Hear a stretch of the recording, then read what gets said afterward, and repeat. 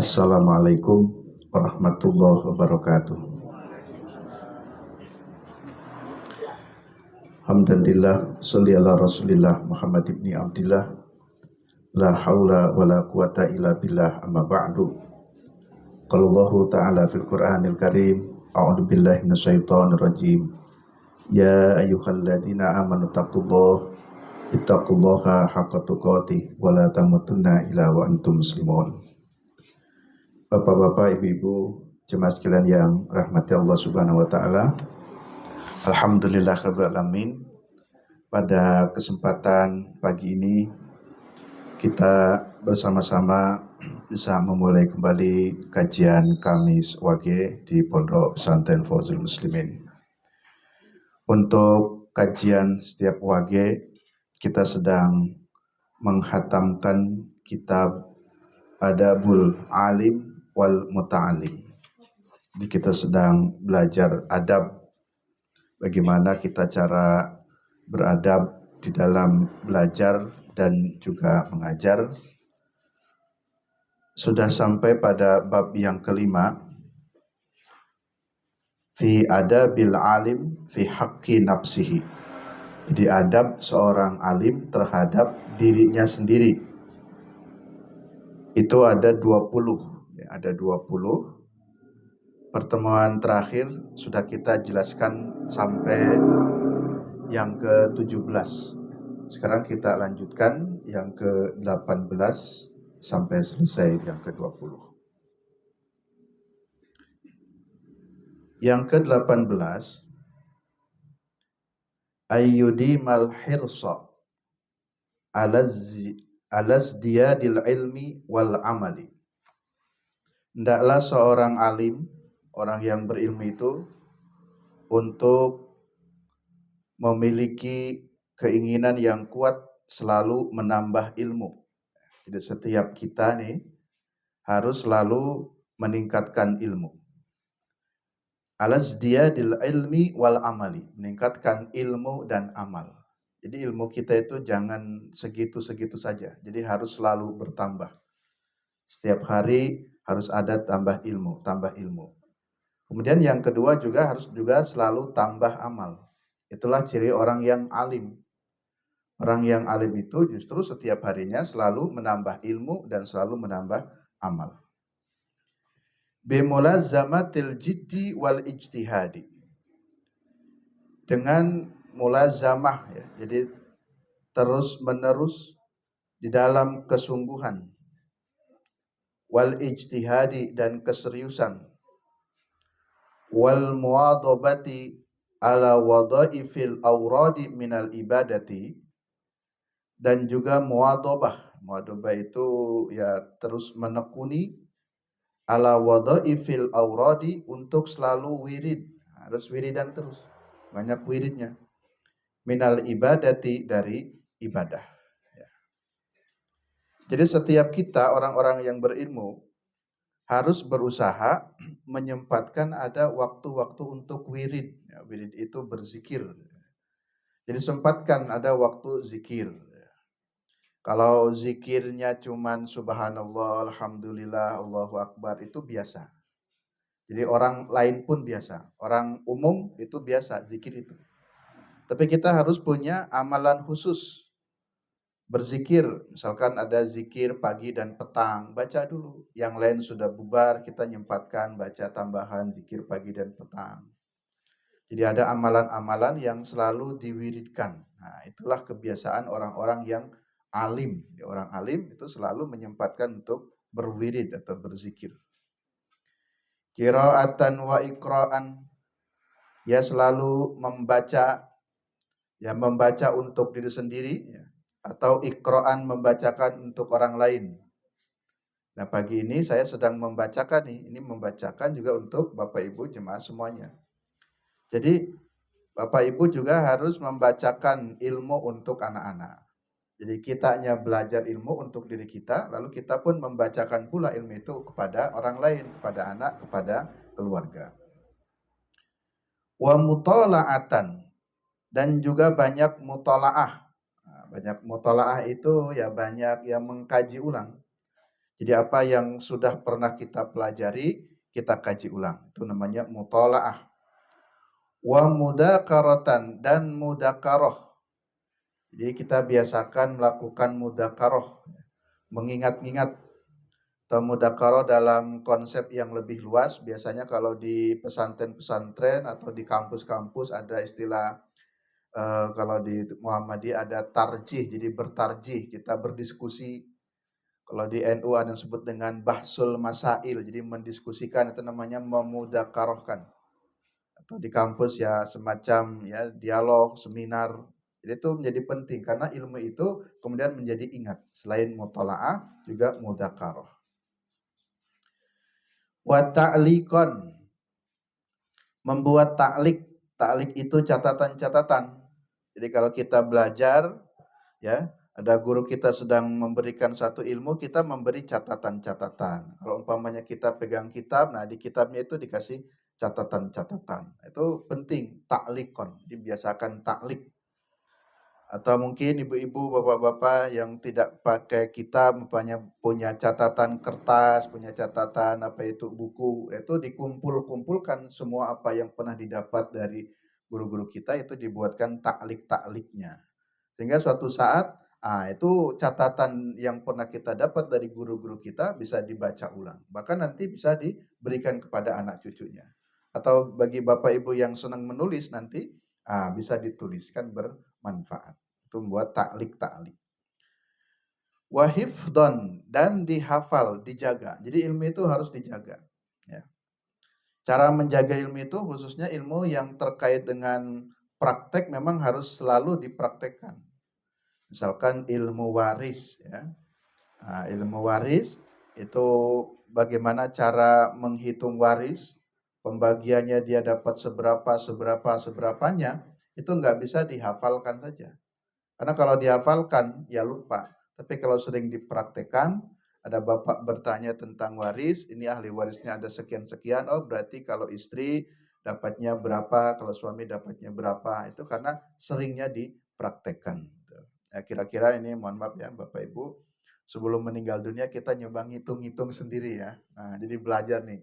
Jika yang meninggalnya ibu dulu, maka ahli warisnya berarti tinggal suami, lalu anak. Nah, suami mendapatkan berapa? Ya, suami mendapatkan 1/4 karena ada anak, sehingga anak menjadi asobah. Jadi kita coba ngitung-ngitung. Kalau yang meninggalnya umpamanya suami dulu, berarti ahli warisnya ada istri dan ada anak. Nanti tinggal dihitung, berarti istri mendapatkan umpamanya berapa? 1/8. Nah, 1/8 di anaknya asobah. Lalu kalau anaknya itu perempuan semua, apakah jadi asobah? Nah, itu tidak menjadi asobah, jadi 2/3 umpamanya. Jadi kita belajar menghitung sendiri. Atau ada keluarga kita, nah kita coba hitungkan. Jadi dengan seringnya dipraktekkan, itu bagian cara wahifdon, ya, cara menjaga ilmu. Wala yudai'u syai'an min awqati umrihi fi ghairi ma huwa bidaddihi minal ilmi wal amali. Kita tidak boleh juga banyak menyia-nyiakan waktu umur kita dengan sesuatu yang tidak ada faidahnya dari ilmu dan amal. Ya. Jadi orang-orang yang alim itu sudah tidak ada waktu lagi untuk menyia-nyiakan ilmu, waktunya, auqati umrihi, waktu umurnya dengan sesuatu yang tak bermanfaat dari ilmu dan amal. Artinya setiap hidup kita itu harus diisi waktunya dengan sesuatu yang bermanfaat. Eh, jangan sampai main HP sampai berjam-jam, wah itu sudah tidak bermanfaat lagi. Ya, itu sudah tidak sepantasnya lagi dilakukan oleh orang-orang yang alim. Orang yang alim itu tidak begitu. Ya. Jadi tidak ada waktu yang tidak bermanfaat kecuali untuk ilmu dan amal. Jadi setiap hari itu harus menjadikan ilmu. Bapak ketemu dengan tukang becak, ngobrol. Ternyata dari obrolan itu dapat inspirasi, dapat ilmu. Ibu ketemu dengan ya pedagang sayur, lalu pas ngobrol lalu dapat inspirasi, dapat ilmu. Oh ternyata cabai itu mahal, oh cara menanam cabai seperti apa. Jadi setiap kali kita eh, melalui waktu-waktu yang kita jalani itu adalah tidak boleh dilepaskan dengan ilmu dan amal. Itulah tradisi para alim, para ulama. Jadi beliau menghabiskan waktunya untuk ilmu dan amal. Kalau nggak belajar ya beramal itu.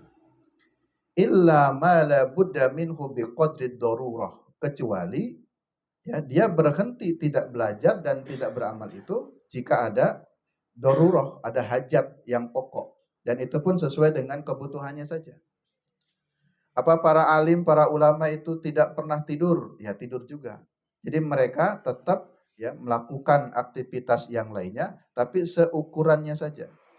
Seperti min aklin wa syurbin wa naumin. Ya, orang-orang yang alim juga tetap ada makan, ada minum, ada tidur. Itu Pak Yai juga tidur, ya. Ulama juga makan.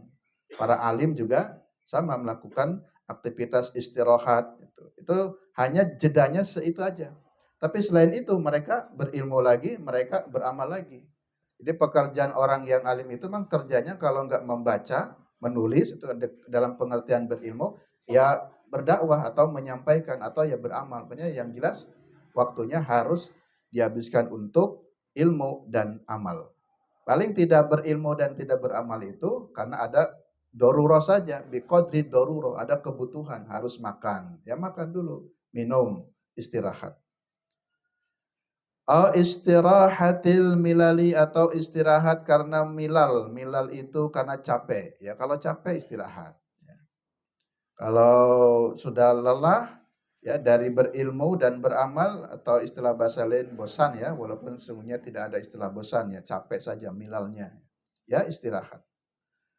Ada haqqi zaujihi, atau untuk memenuhi hak pasangannya. Jadi kalau Bapak menjadi dosen di kampus ya jangan dihabiskan untuk ya ngampus saja lalu kemudian hak pasangannya, hak istri diabaikan. Enggak. Jadi dijeda dengan tadi untuk memenuhi haknya suami atau istri atau anak-anaknya. Au zairin, atau untuk berziarah. Nah, jadi sempatkan berziarah. Berziarah dalam pengertian berkunjung ya, berkunjung ke tetangga, berkunjung ke saudara atau berkunjung ke famili-famili yang lainnya. Itu rehat antara kesibukan ilmu dan amal. Selebihnya tidak ada waktu yang sia-sia. Ya, jadi begitu ya. Au tahsilu qutin. Nah, kut itu bekerja. Mimma yuhtaju ilaihi, untuk memenuhi kebutuhannya. Jadi jadi alim, jadi guru, jadi ustadz, jadi kiai pun harus bekerja. Ya. Jadi menghasilkan kut. Ya, kut itu ya pekerjaan. Jadi jangan mentang-mentang sudah jadi kiai, lalu santrinya banyak, ribuan, banyak alumni-alumninya, dia keliling datangi santri-santri, nyuwun, ya, nyuwun uang bensin, ya, memperkaya dari situ. Nanti kan nanti pergi ke Cirebon, Cirebon banyak alumni-alumninya, nanti pergi ke mana lagi, ke Jombang, ke mana, di keliling datangi santri-santrinya untuk nyuwun bensin. Ya itu jangan, tapi harus memiliki kerja. Ya. Kalau mau begitu itu Imam Ali atau sahabat Ali, Ali bin Abi Thalib itu anaknya atau menantunya di Rasulullah SAW. Nikah dengan Fatimah. Fatimah anaknya Nabi, Ali menantunya Nabi. Kalau bahasa sekarang ya Gus ya. Nah, jadi Gus. Ini kalau sudah Gus itu rezekinya banyak karena tadi di dengan sesama santri itu merasa anaknya atau Gus lalu kemudian minta jatah, minta dijajani, ya, jangan begitu. Jadi kita harus tetap bekerja. Ya. Jadi Imam Ali pun bekerja. Bahkan yang pernah saya dengar juga Ali itu apa beliau pernah menjadi pekerja tukang ngambil kurma. Jadi tukang ngambilin kurma. Jadi kalau sekarang mungkin ada orang yang kerjanya ngambilin apa itu kampung kelapa, yang ngambil kelapa itu buruh ya. Tapi Ali tidak ingin meminta-minta, jadi nggak boleh minta-minta itu ya. Dalam kitab Bulughul Maram juga ada hadis-hadis terkait larangan meminta-minta. Itu adalah sebuah kehormatan ya. Sebuah kehormatan, setiap kita tidak boleh meminta-minta, tidak boleh, tapi kita harus bekerja. Dalam hadis pun semua para nabi dan para rasul adalah bekerja dengan tangannya sendiri. Jadi para sahabat juga bekerja dengan tangannya sendiri. Maka para alim, para ulama, para guru juga dia harus bekerja dengan tangannya sendiri. Nah itulah waktu-waktu yang seharusnya dihabiskan oleh para alim, orang yang berilmu, samping untuk berilmu, beramal, diselingi dengan tadi aktivitas-aktivitas yang darurah. Atau karena sebab laim, karena sebab sakit ya. Kalau sakit ya tidak bisa belajar, tidak bisa beramal, itu tidak apa-apa ya. Au ghairihi, atau yang lainnya, mimma yuta'addaru ma'hul istighol, sesuatu yang karena ada kesibukan yang membuat dirinya tidak bisa berilmu dan beramal. Wa kana ba'duhum, bahkan sebagian orang-orang alim itu adalah la yatruku darsa, tidak mau meninggalkan belajar li'urudi maradin khafifin, karena cuman sebab sakit yang ringan. Nah, ini. Jadi antum yang jadi santri, yang jadi mahasiswa, mahasiswi, jangan apa ya, aleman. Jadi sakit batuk saja enggak mau ngampus. Sakit sedikit saja enggak mau ngaji, enggak boleh. Ya. Itu tidak menunjukkan kesungguhan dalam berilmu. Jadi para ulama dulu la yatruku darsa, mereka tidak pernah meninggalkan untuk selalu terus belajar. Ya. Untuk selalu terus belajar karena sebab sakit yang kecil. Jadi bapak dan ibu punya semangat ngaji ini, walaupun ya masih agak apa, batuk-batuk atau umpamanya agak pusing-pusing, tapi kita sudah paham ini pusing biasa saja. Tetap semangat berangkat ngaji. Ya, hujan pun karena semangat tetap berangkat ngaji umpamanya ya. Jadi kalau sakitnya sakit biasa ya. Selama belum dikasih sakit yang berat-berat ya. Sakit yang berat itu apa tabungi? Stroke ya. Jadi nggak bisa berangkat lagi ngaji, atau sakit apa yang sangat berat, selama kita tidak diberi sakit oleh Allah, nah kita manfaatkan terus untuk ngaji. Bal kana yastasfi bil ilmi, bahkan sebagian para ulama obat penyembuh sakit itu dengan berangkat ngaji. Gitu. Jadi jangan justru karena ada sakit malah alasan nggak mau ngaji. Jadi sebagian karena yastasfi bil ilmi, justru istasfa itu obat. Dengan ngaji itu menjadikan obatnya. Alhamdulillah, minimal setiap wage menyempatkan datang ngaji, kan jadi obat. Di rumah suntuk, anak cucu sudah pada pergi ya, sendirian ngaji. Nanti banyak kenalan, dapat ilmu, dapat inspirasi lagi setiap ya saat kita bertemu dengan majelis-majelis ilmu. Jadi justru malah sakit itu obatnya dengan ilmu. Tapi kalau orang sakit di rumah saja, nggak ketemu guru, nggak ketemu sahabat-sahabat, ya kan sakitnya makin tambah. Tapi kalau ketemu guru, ketemu sahabat, siapa tahu dapat pencerahan dari guru kita, dapat pencerahan dari sahabat-sahabat kita, ngobrol. Mungkin usia Bapak Ibu yang sudah 50 ke atas, 60 ya, yang menarik dibicarakan mungkin tentang kesehatan.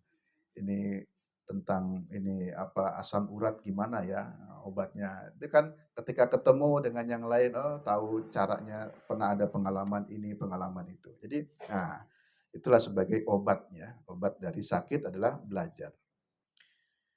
Wa yastagilu bihi biqadril imkani, dan juga menyibukkan dengan ya sesuatu yang memang mungkin untuk disibukkan. Jadi sakit itu jangan dituruti gitu ya. Istrinya sakitnya dibawa. Masya Allah, sebetulnya bapak itu sakit itu beliau itu, tapi beliau selalu dibawa ya, padahal sakitnya lumayan, mohon maaf ya, menurut saya berat sekali, tapi beliau masih beraktivitas, kadang menyempatkan jalan-jalan pakai sepeda, kadang menyempatkan ketemu dengan sahabatnya, ya walaupun ketemu di masjid, ketemu di pondok, lu ngobrol gitu. Jadi itu bagian dari obat. Jadi beliau membawa sakitnya itu dianggap ringan, padahal kalau tahu sesungguhnya sakitnya berat sekali. Nah itu, jadi dipakai dengan aktivitas-aktivitas yang positif. Wa qad qala Nabi sallallahu alaihi wasallam, sungguh Nabi sallallahu alaihi wasallam bersabda, innamal a'malu binniyati. Sesungguhnya amal itu dengan niat. Jadi tergantung niatnya. Walaupun sakit, kalau niatnya kuat ingin ngaji, ingin belajar, insya Allah tetap akan ngaji atau belajar. Kenapa? Li'anna darajatal ilmi, karena sesungguhnya derajat ilmu itu darajatun warisatil anbiya. Darajatu warisatil anbiya. Bahwa derajat ilmu itu adalah derajatnya warisan para nabi, ya. Yang disebut al ulama'u warasatul anbiya. Jadi ulama itu pewaris para nabi, ulama dalam pengertian ahli-ahli agama, ahli ilmu. Jadi semakin banyak ilmunya maka akan semakin tinggi derajatnya. Wala tunalul ma'ali illa bisyikil anfus. Ketahuilah tidak akan mungkin tercapai sebuah kesuksesan kecuali dengan bisyikil anfus, dengan berpayah-payah dulu diri. Ya. Jadi orang-orang yang sukses itu biasanya diawali dengan syakko, dengan sesuatu yang yang berat, yang berpayah-payah. Mungkin Bapak Ibu bercerita dulu, nah Bapak itu kalau sekolah saking butuh ilmu, terkadang pakaian cuma satu, baju seragam biru pun dicelup pakai apa nih kok? Hah? Hatol. Lalu kadang apa itu nak, Bapak itu dulu kalau sekolah pakai sepatu sudah menganga pun masih tetap berangkat. Jadi itu ada kesan yang masih selalu diingat. Nah, jadi bagaimana nih para thalibul ilmi, para pencari ilmu betul-betul merasakan ada syakok dulu. Saking semangatnya ilmu, saking butuhnya ilmu, dari rantau ya, yang bukan asli Jogja pada kuliah, pada mondok di sini, mungkin terkadang ada yang makan, ada yang tidak, tapi sungguh dinikmati terus. Inilah bagian dari sebuah syakko nafsihi. Insya Allah orang-orang yang begitu nanti akan memperoleh al-ma'ali, kesuksesan. Wa fi sahihi Muslim an Yahya bin Abi Katsir. Seperti dijelaskan dalam hadis sahih Muslim dari Yahya bin Abi Katsir, qala dikatakan, kata Nabi, la yastati'ul ilmu birahatil jismi. Ilmu itu tidak akan mungkin didapat dengan bersantai-santainya fisik. Jadi kata Nabi, ilmu tidak akan diperoleh dengan bersantai-santainya fisik. Jadi fisik itu nggak boleh nyantai, pakai rebah-rebahan, pakai tidurannya kapan mau pintar. Jadi orang yang pintar, bahasa lain orang yang berilmu, itu waktunya habis untuk selalu berusaha belajar ilmu. Jadi hari ini ya, antum nih yang masih pada mahasiswa ya, masih pada jadi santri. Hari ini mau maksimalkan diri semaksimal mungkin. Habiskan waktunya untuk belajar. Karena kesuksesan akan diperoleh bagi orang-orang yang selalu menyibukkan dirinya dengan ilmu, bukan untuk santai-santai, rebahan-rebahan. Jadi fisiknya disebutkan ya santai ya, tapi harus bisikil anfus, bukan birahatil jism. Wa fi hadisin, dan di dalam hadis juga dikatakan huffatil jannatu bil makarih. Surga itu diliputi dengan bil makarih, sesuatu yang tidak senang, yang tidak suka. Itu surga. Surga itu diliputinya sesuatu yang makarih, yang makruh-makruh, yang tidak senang-tidak senang. Maksudnya tidak senang ini begini. Orang ngaji nih 1 jam saja kan nggak senang. Duduk ya kesel, pengen selonjor, pengen rebahan. Di rumah kan bisa rebahan gitu. Jadi kan tidak senang, tidak nyaman ya. Jadi mungkin belajar itu harus begini, harus begitu. Nah, mungkin itu sesuatu yang tidak senang, tapi ketahuilah bahwa disitulah terdapat surga. Gitu ya. Berangkat ke masjid mungkin tidak senang, capek lah, ya, dan lain-lain banyak alasannya. Nanti maka kalau kata Nabi betul ya, jadi gunakan 5 perkara sebelum datang 5 perkara. Gunakan sehatmu sebelum sakitmu. Nah, waktu sehat, waktu muda jarang ke masjid. Pas saatnya tua keburu banyak sakit. Sakit sudah banyak ya, encok, ya stroke, asam urat.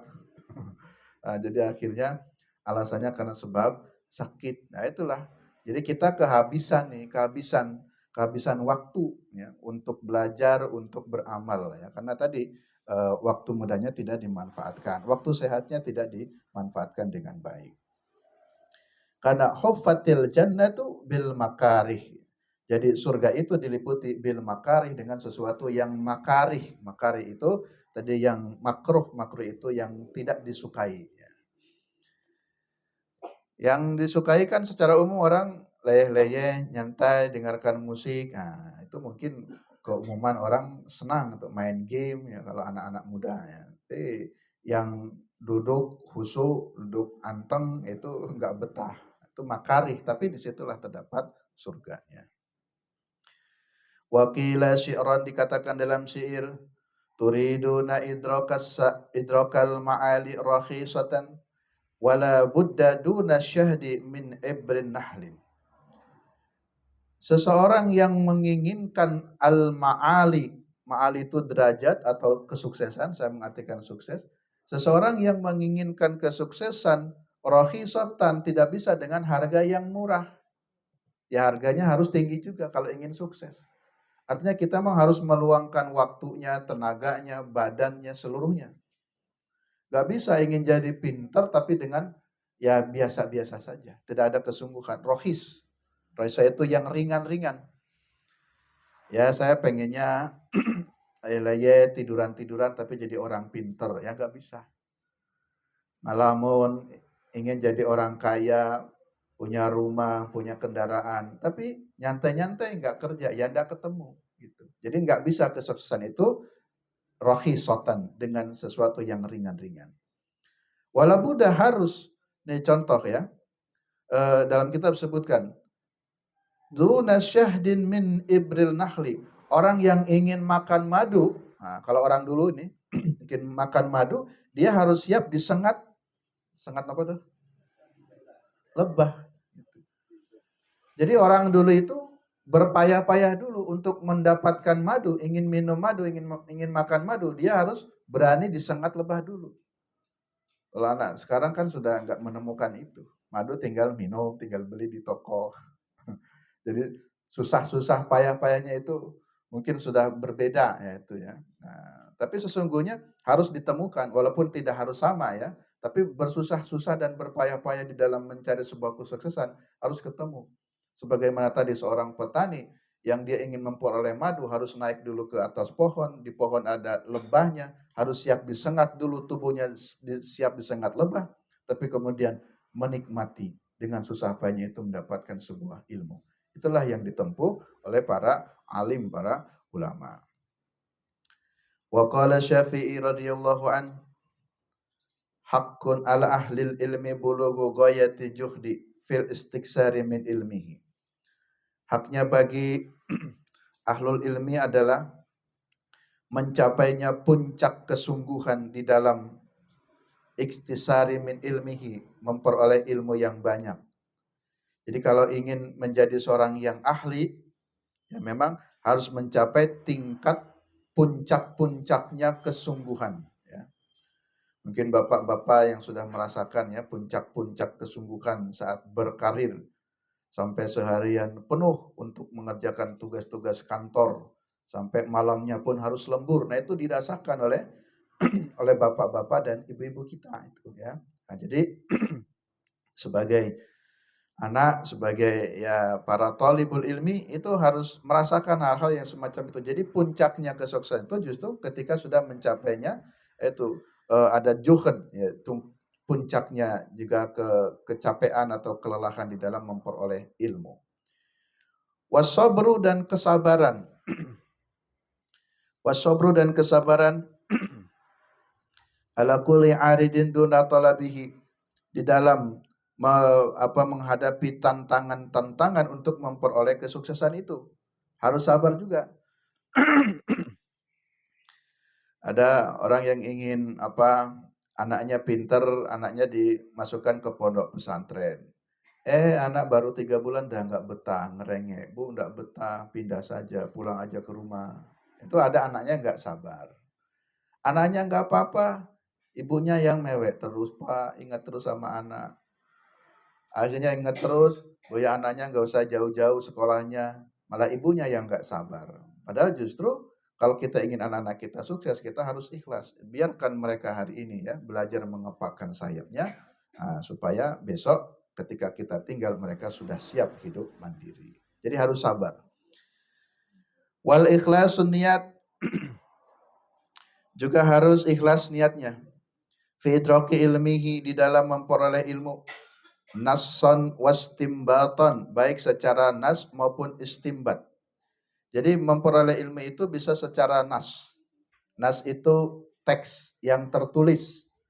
Jadi ilmu itu bisa diperoleh dengan cara membaca teks-teks yang tertulis atau wastimbaton. Istimbat itu ya istimbat kalau dalam hukum itu mengambil pendalaman-pendalaman, memahami sesuatu, lalu kemudian dimunculkan ya ilmu yang baru. Nah, ilmu yang baru.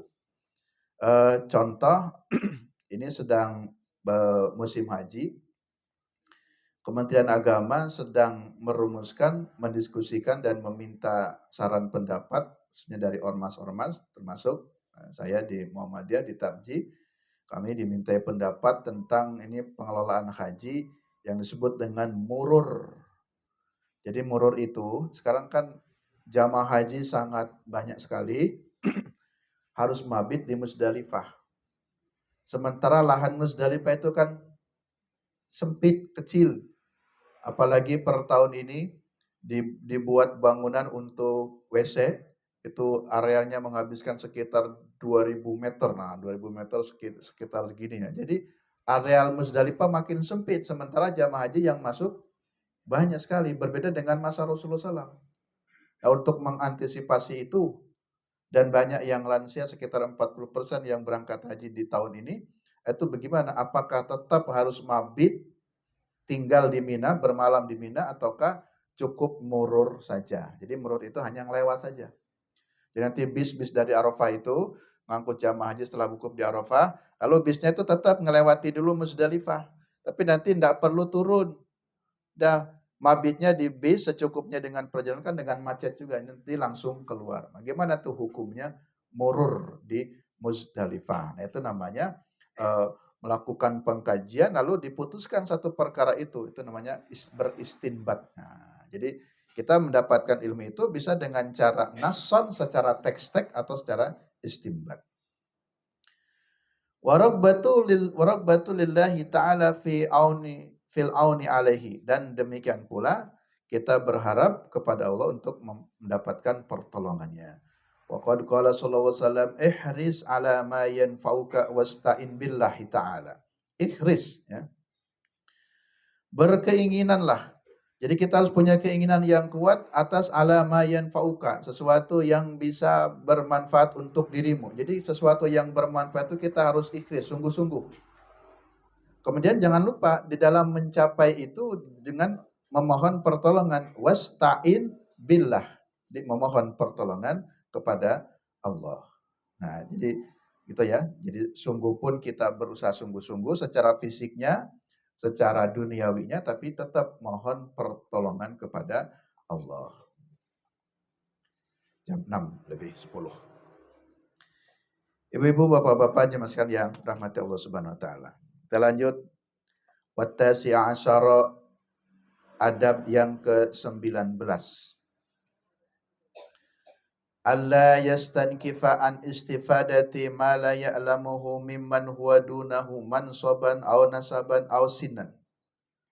Bal yakunu harisan 'alal faidati haitsu kanat.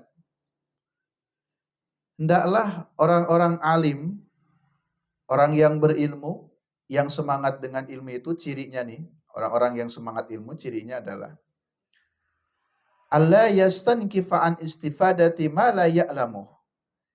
Tidak pernah berhenti atau tidak menahan diri untuk selalu mengambil istifadah, mengambil faidah dari sesuatu ma la ya'lamu, apa yang kita belum tahu. Jadi jangan menutup diri, jangan menahan diri. Dunahu mansoban, baik karena kedudukannya. Bapak sebagai tuan rumah jangan malu bertanya kepada pembantu yang di rumah. Jika memang itu kita belum tahu. Jadi karena dia kan pembantu, gengsi saya. Enggak. Jadi orang yang berilmu selalu ingin mengambil istifadah. Seorang guru jangan gengsi bertanya kepada muridnya. Seorang dosen tidak usah malu bertanya kepada mahasiswanya.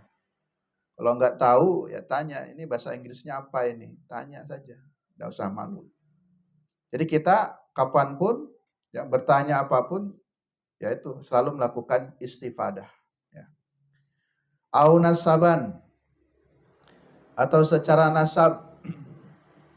Ada orang tua yang gengsinya tinggi karena merasa jadi orang tua, lalu mau bertanya sama anak, malu. Nanti takut disebut, masa ibu nggak tahu kok nanya sama anak. Takut dibegitukan, akhirnya nggak jadi tanya. Padahal nggak boleh. Orang-orang yang punya semangat ilmu selalu bertanya, selalu mengambil istifadah ilmu. Walaupun dia anak, secara nasabnya dia lebih rendah daripada kita sebagai orang tua. Tapi bertanya, mungkin anak kita punya wawasan yang lebih luas, punya wawasan yang lebih tinggi yang kita tidak tahu, ya. Bahkan sinan, dari segi usia, ya. Kita nggak usah pelah pilih. Dia usianya lebih muda daripada kita, nggak usah. Jika memang dia dianggap memiliki sesuatu pengetahuan yang kita tidak tahu, kita belajarlah kepada dia yang usianya lebih muda, gitu ya.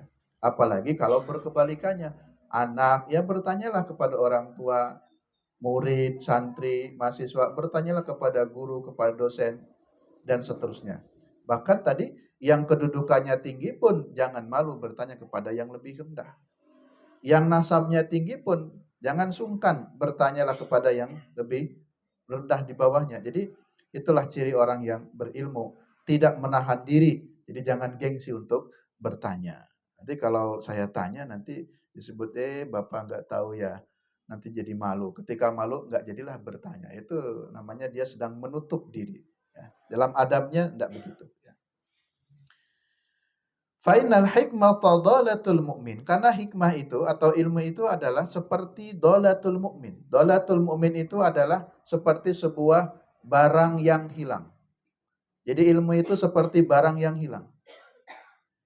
Yaltaqituha haitsu wajadaha, maka segera ambil ketika menemukan. Ilmu itu seperti barang yang hilang. Nah, pas dapat ilmu segera ambil. Masya Allah ini ada sesuatu yang menarik langsung diambil. Padahal cuman biasa saja. Tadi saya pas ketemu ada rapat ngobrol-ngobrol begini, Masya Allah ada banyak sekali faedah yang bisa didapat. Bapak Ibu ketemu dengan sesama teman, kemarin ada alumni reunian, ya, lalu kemudian ngobrol-ngobrol.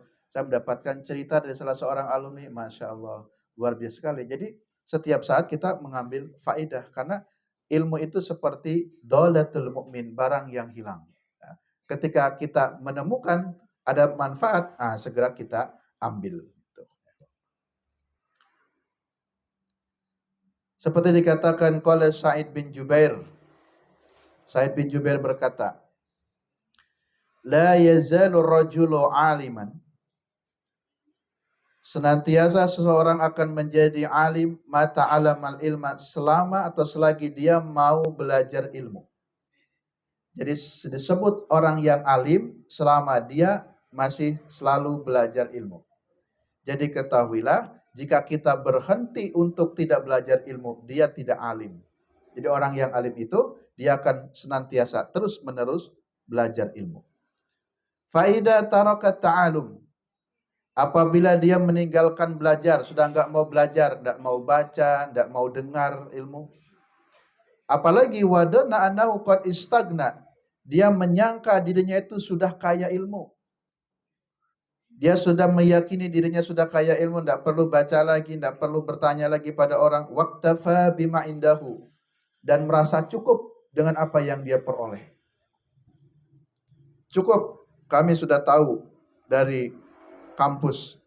Ya, dari satu kampus. Kenapa tidak mau membuka? Mungkin ada pendapat dari dosen lain, dari kampus lain. Jadi kalau cuma sekedar merasa cukup, apalagi merasa sudah istighna kaya dalam ilmu, maka ketahuilah fahuwa ajhalu, itulah orang yang paling bodoh.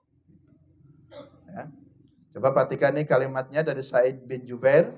Jadi orang alim itu adalah orang yang selalu belajar.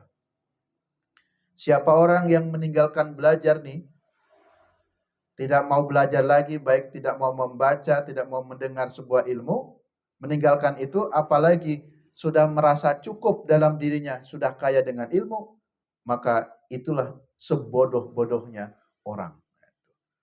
Jadi merasa kita ini sudah paling pintar, padahal nih Pak ya, nih kalau kita nih, semuanya kita berdiri, batas pandang kita itu cuma segitu, karena sudah ada tembok. Sekeliling kita inilah batas pandang kita. Kalau kita berdirinya di sini, ilmu kita itu seperti itu. Coba sekarang Bapak Ibu, santri semuanya naik tuh ke atas genteng. Batas pandang kita semakin luas. Jadi kalau kita naikkan ilmu kita, kita tinggikan ilmu kita, jadi akan semakin luas. Naik lagi lah ke gunung, wah sudah kelihatannya makin luas jangkauannya. Nah, seperti itulah ilmu. Jadi ilmu itu jangan merasa cukup dengan apa yang sudah didapat, jadi naikkan lagi, tambah lagi, tambah lagi. Agar wawasan kita semakin luas ya, dan tidak mengecilkan atau merendahkan orang, karena sungguhnya ilmu itu luas. Wa kana jama'atu minas salaf yastafiduna min tulabatihim ma laysa indahum. Ini adalah kebiasaan ulama-ulama salaf, ulama-ulama terdahulu, mereka pun selalu mengambil istifadah dari murid-muridnya. Jadi pada para ulama dulu pun, itu mereka tidak malu belajar kepada muridnya. Jadi saling belajar. Syafi'i punya guru Imam Malik. Imam Syafi'i belajar kepada Imam Malik. Imam Malik pun belajar kepada Syafi'i sebagai gurunya. Jadi saling mengambil istifadah. Itu yang dilakukan oleh ulama-ulama salaf dulu. Wassaha riwayatu jama'ati minas sahabati anit tabi'in. Dan itu banyak sekali riwayat yang menjelaskan tentang itu. Kisah-kisah para sahabat, para tabi'in yang mereka mengambil ilmu dari muridnya sendiri. Tidak malu. Wa ablagu min dalika qira'atun Nabi sallallahu alaihi wasallam ala Ubay bin Ka'b radhiyallahu anhu. Ada satu yang juga lebih jelas lagi. Bagaimana qiraatnya Nabi sallallahu dibacakan di atas pada Abi Ubay bin Ka'ab. Kata Nabi, wa qala amarani Allahu an aqra alayka lam yakunil ladina kafaru min ahlil kitab, baca surat al-Bayyinah. Jadi Nabi itu diperintahkan oleh Allah suruh membacakan Al-Quran di hadapan Ubay bin Ka'ab. Itu Nabi yang kedudukannya tinggi. Tapi diperintahkan Allah, amarani Allah. Allah perintahkan kepadaku supaya membacakan an aqra alaika di hadapan wahai Ubay bin Ka'ab. Jadi begini kira-kira ya. Orang membaca Quran itu kan perlu disimak, perlu ditahsin, disetorkan bacaannya. Ya.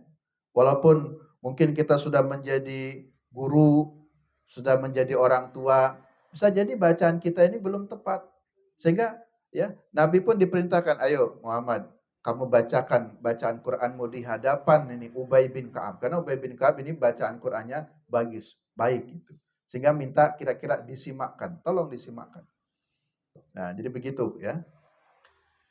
Wa qala al-ulama'u min fawaidihi alam tani al-fadil minal akhdim minal mafdul.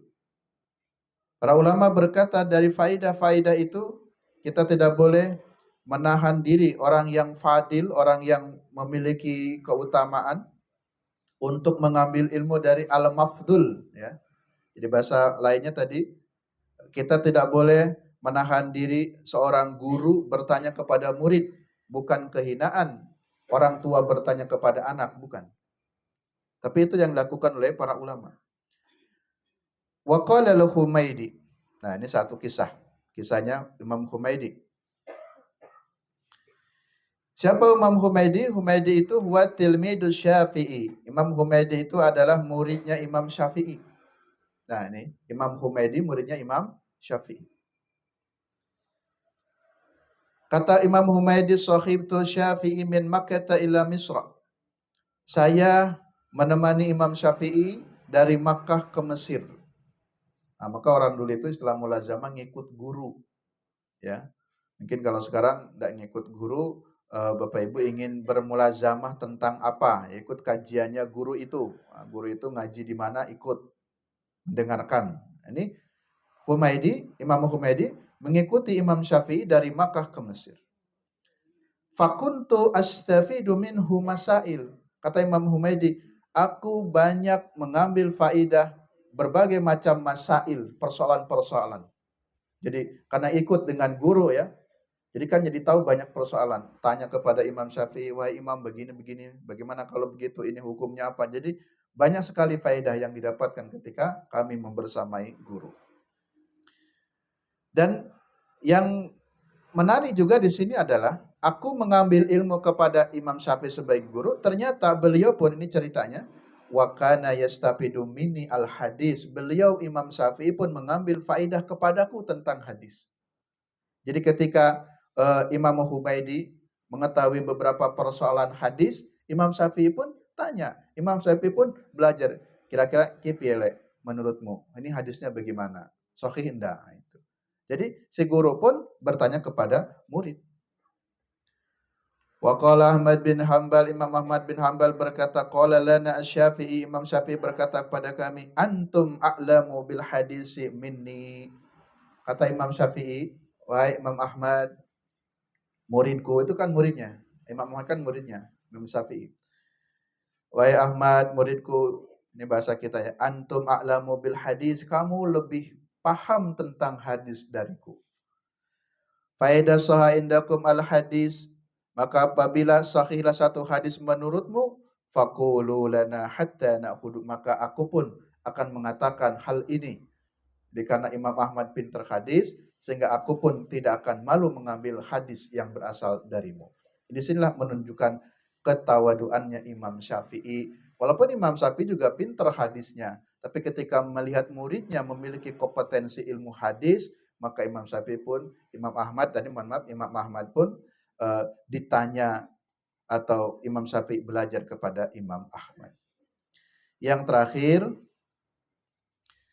wal isruna, adab yang ke-20.